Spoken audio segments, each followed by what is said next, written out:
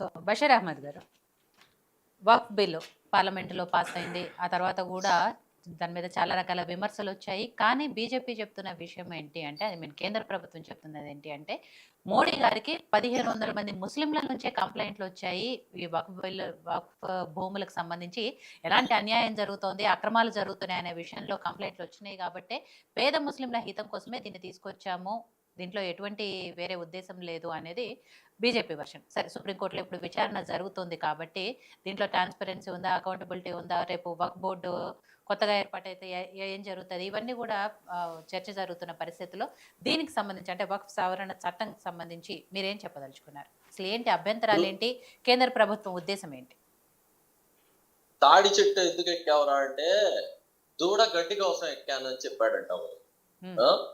ఇక్కడ ఈ సంఘ పరివార ప్రభుత్వానికి ముఖ్యంగా మనం చూస్తే కనుక వక్ఫ్ అమెండ్మెంట్ ఈ యాక్ట్ ని తీసుకురావడం వెనక రెండు రకాలైనటువంటి ప్రయోజనాలు వీళ్ళు ఆశిస్తున్నారు. ఒకటి రాజకీయమైన ప్రయోజనం.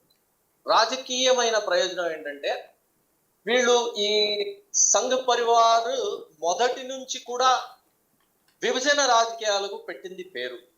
దేశంలో ముస్లింలు హిందువులు వేరు ఈ ద్విజాతీయ అనే సిద్ధాంతాన్ని ముందుకు తీసుకెళ్తున్న ఈ ఆర్ఎస్ఎస్ సిద్ధాంతం ప్రకారం ఈ ఏదో వక్ఫ్ అమెండ్మెంట్ బిల్లు తీసుకొచ్చాం, ముస్లింలందరూ 9 లక్షలు 10 లక్షల ఎకరాలను ఆక్యుపై చేసుకున్నారు, దీన్ని మొత్తం మేము తీసుకొచ్చి మీకు పంచుతాం అనేది ఒక దుష్ప్రచారం చేయడం ద్వారా హిందువులు ముస్లింల మధ్య ఒక నిట్ట నిలువుగా ఉన్న చీలికని ఇంకా ఇది పెంచాలి, దీని ద్వారా రాజకీయ ప్రయోజనం పొందాలి అనేది ఒక లక్ష్యంతో దీన్ని తీసుకొచ్చారు.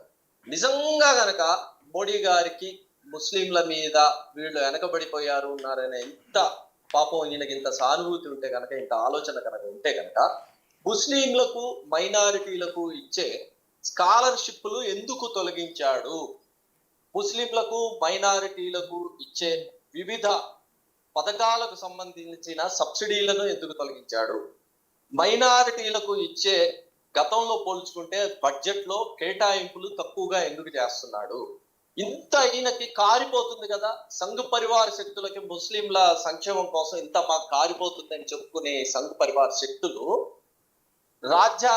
ఈ చట్టసభల్లో ఎలక్షన్లు జరుగుతున్నప్పుడు ఎంతమంది ముస్లింలకు ఒక కార్పొరేటర్ కానివ్వండి, ఒక ఎమ్మెల్యే కానివ్వండి, ఒక ఎంపీ కానివ్వండి, ఎంతమందికి టికెట్లు ఇచ్చి బీజేపీ తరఫు నుంచి గెలిపించి చట్టసభలకు పంపించారు చూపియాలి.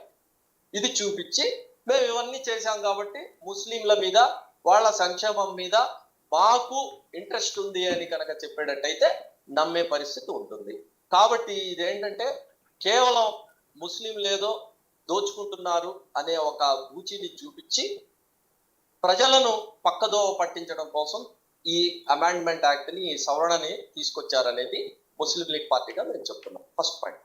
ఇంకా రెండవ పాయింట్, వక్ఫ్ బోర్డుకి 9 లక్షల ఎకరాలు ఉంది ప్రభుత్వంలో, డిఫెన్స్ కి, దాని తర్వాత రైల్వేకి, రైల్వే తర్వాత వక్ఫ్ బోర్డుకే ఇంత ఆస్తి ఉందని చెప్తున్నది ఇది ఒక దుష్ప్రచారం.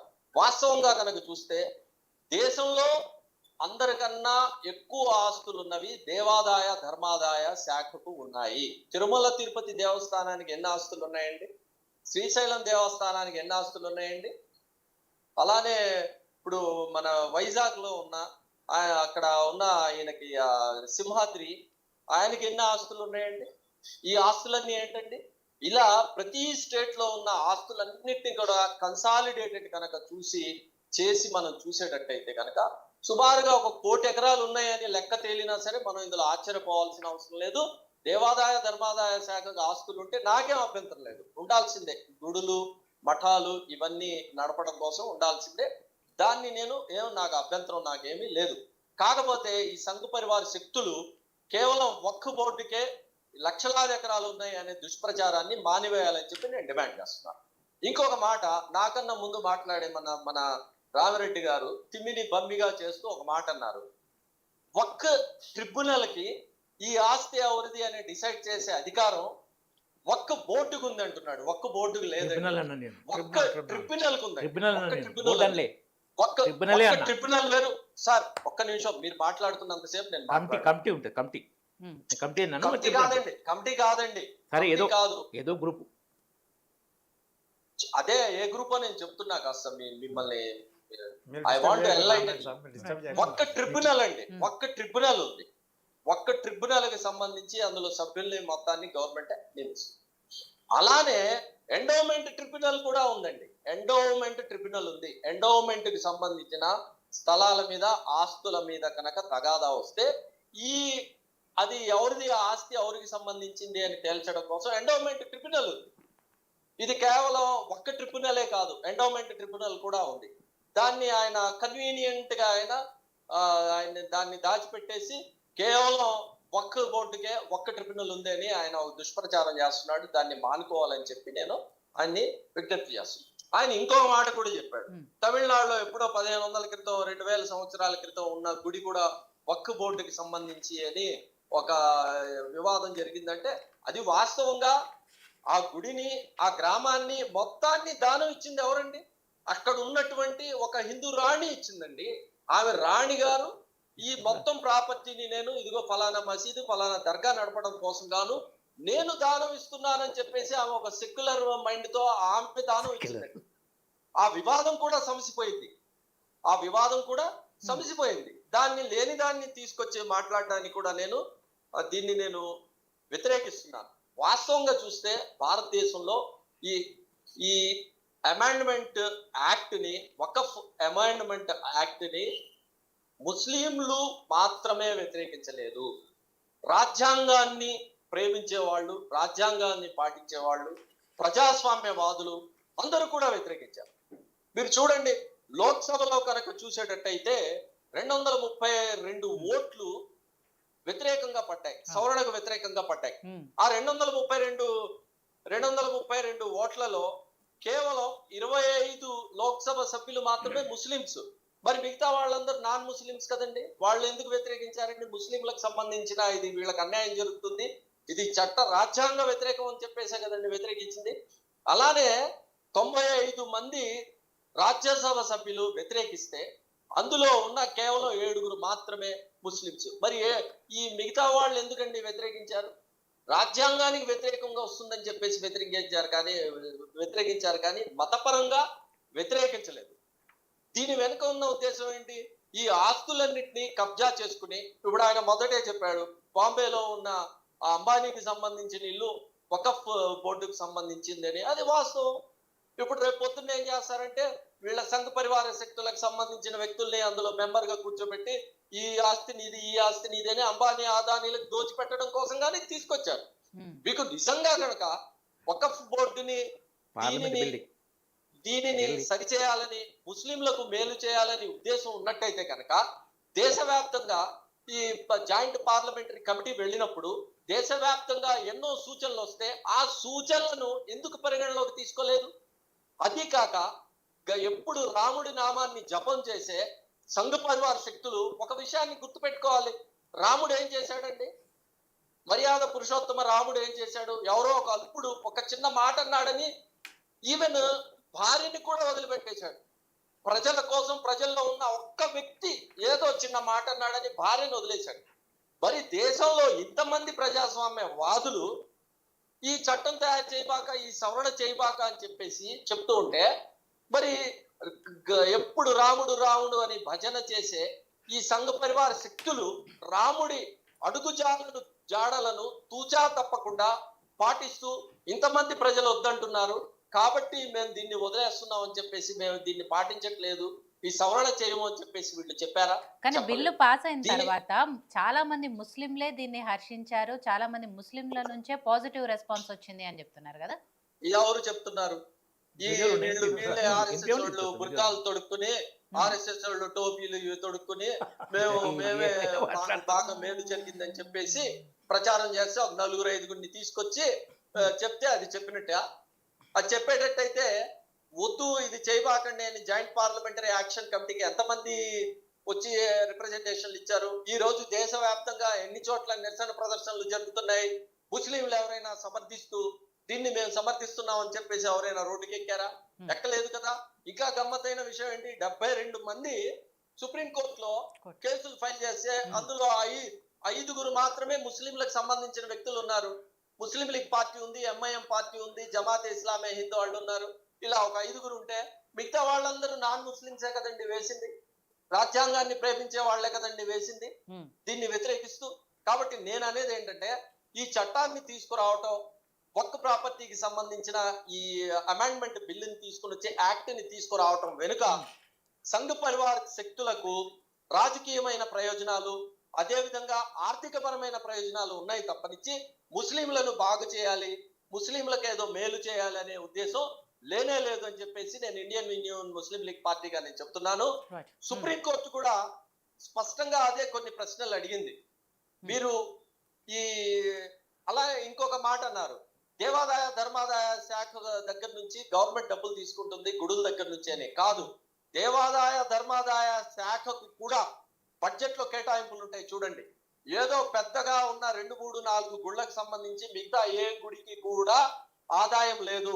ఆదాయం లేదు కాబట్టి చెన్నారెడ్డి గారు ఉన్న టైంలోనే ధూపదీప నైవేద్యాలు అని చెప్పేసి ఏదో ఒక ప్రోగ్రామ్ ని ప్రవేశపెట్టారు. ప్రతి గుడికి ఒక నెలకు ఒక 5,000 రూపాయలు ఏదో ఇవ్వాలని చెప్పేసి ప్రవేశపెట్టారు.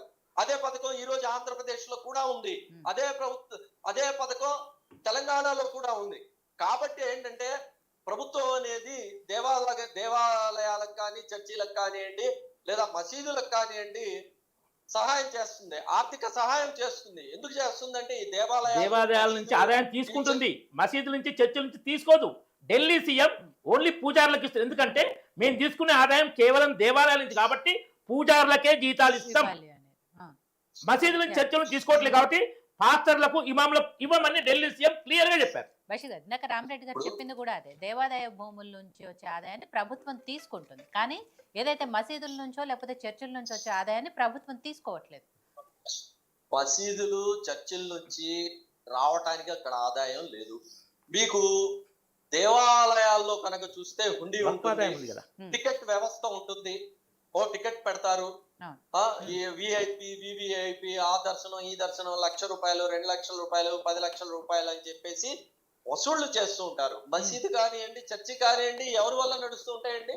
అక్కడ వచ్చిన భక్తులు ₹1, ₹2. మసీద్ అయితే కనుక శుక్రవారం పూట నమాజ్ జరిగిన తర్వాత వేసే ₹2, ₹10 డొనేషన్ల మీద జరుగుతాయి. చర్చి కనుక అయితే కనుక ఆదివారం జరిగిన ప్రార్థనల తర్వాత ఇచ్చిన ఆ వసూళ్ల మీద జరుగుతాయి. మరి వక్ఫ్ భూముల నుంచి వచ్చే ఆదాయం ఎటుపోతుంది? వక్ఫ్ భూముల్లో ఇప్పుడు ఆంధ్రప్రదేశ్ అంత వరకు చూసుకునేటట్టయితే వక్ఫ్ భూములకు సంబంధించిన 48% భూముల్ని ఆక్రమణలో ఉన్నాయి.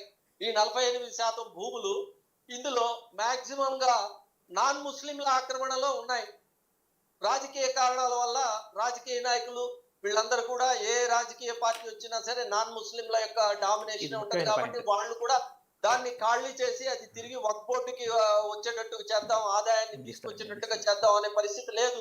48% దాని మీద ఆంధ్రప్రదేశ్ హైకోర్టులో నేను పబ్లిక్ ఇంట్రెస్ట్ లిటిగేషన్ వేస్తే హైకోర్టు స్పష్టంగా తీర్పిచ్చింది. ఏదైనా ఆక్రమణలు ఉంటే తొలగించండి అని చెప్పేసి తీర్పిస్తే ఆక్రమణలు తొలగించాలి అనే సంకల్పం ఈనాటికి కూడా ఇక్కడున్న స్థానికంగా ఉన్న ప్రభుత్వానికి లేదు. కారణం ఏంటి? అవన్నీ ఎవరు ఆక్రమించుకున్నారు, ఎవరు ఆక్రమణలో ఉన్నాయి కూడా మనం చూడాలి. ఈ కొత్త సవరణ చట్టంలో అదే జరగబోతుందేమో కదా, మేబీ ఇవన్నీ బయటకు వస్తాయి కదా.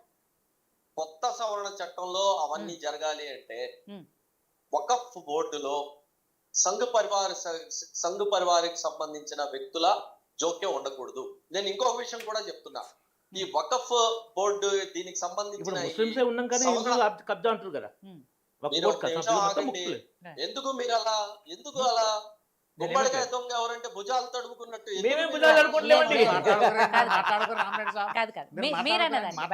మీరు ఏదైతే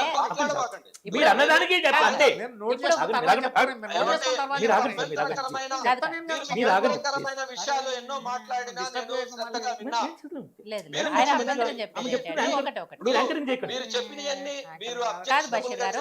ఇప్పుడు మీరన్న విషయం వక్ఫ్ బోర్డులో మొత్తం ముస్లింసే కదా ప్రస్తుతం ఉన్నదైతే, అయినా కూడా ఆక్రమణలు జరిగాయని మీరు చెప్తున్నారు. హిందువులే చేశారు అని అంటున్నారు కదా. అవును, వక్ఫ్ బోర్డులో ఉన్న వాళ్ళందరూ ముస్లింలే, కానీ వాళ్ళకి నిజమైన అధికారం ఎక్కడుంది? కళ్ళం ఎవరి చేతిలో ఉంది? మళ్ళీ ప్రభుత్వం చేతిలో ఉంది, రాజకీయ నాయకుల చేతుల్లో ఉన్నాయి. మరి అది కాబట్టి సవరణలు న్యాయం అవసరమే కదా, జరగట్లా. స్వేచ్ఛ మరి ఇవ్వాలి, సవరణలు అవసరమే కదా. స్వేచ్ఛ ఇవ్వాలి మీకు. నేను అదే అన్నాను బషీర్ గారు, అందుకే కదా సవరణలు చేస్తున్నది అని. నేను అదే నేను చెప్తున్నా సమాధానం. వకఫ్ బోర్డులో మొత్తం ముస్లింలు ఉన్నప్పుడే ముస్లింలకు న్యాయం జరగనప్పుడు Okay. సంఘ పరివార శక్తులకు సంబంధించిన కొంతమంది వ్యక్తులు వచ్చి ఇంకా న్యాయం మెజారిటీ జరుగుతుంది వాళ్ళు అంటారు. ఇచ్చినప్పుడు ఏ విధంగా న్యాయం జరుగుతుంది అనేది మా ప్రశ్న. రైట్. ఇప్పుడు ఇంకొక విషయం ఏంటంటే, సరే, మళ్ళీ మాట్లాడదాం బషీర్ గారు. ఒక్క రామ్ గోపాల్ నిమిషం అండి, నేను ఒక్క నిమిషం పూర్తి చేయండి. ఒక చిన్న చెప్పండి. విషయం. వకఫ్ బోర్డులో సనాతన ధర్మాన్ని 100% పాటించే ఏ వ్యక్తి కూడా నేను వకఫ్ బోర్డులో వస్తాను, నేను చేస్తాననే మాట అనడు. ఎందుకంటే వకఫ్ బోర్డులో చేరాలంటే నేను అల్లాని నమ్ముతున్నాను, మొహమ్మద్ ప్రవక్తని నమ్ముతున్నాను అని చెప్పేసి ప్రమాణం చేసి ప్రమాణ స్వీకారం చేయాలి, కాబట్టి రాడు. ఇది కేవలం ఇది హిందువులకు ఉద్దేశించి పెట్టింది కాదు, సంఘ పరివార శక్తులని దీంట్లో చొప్పించాలి.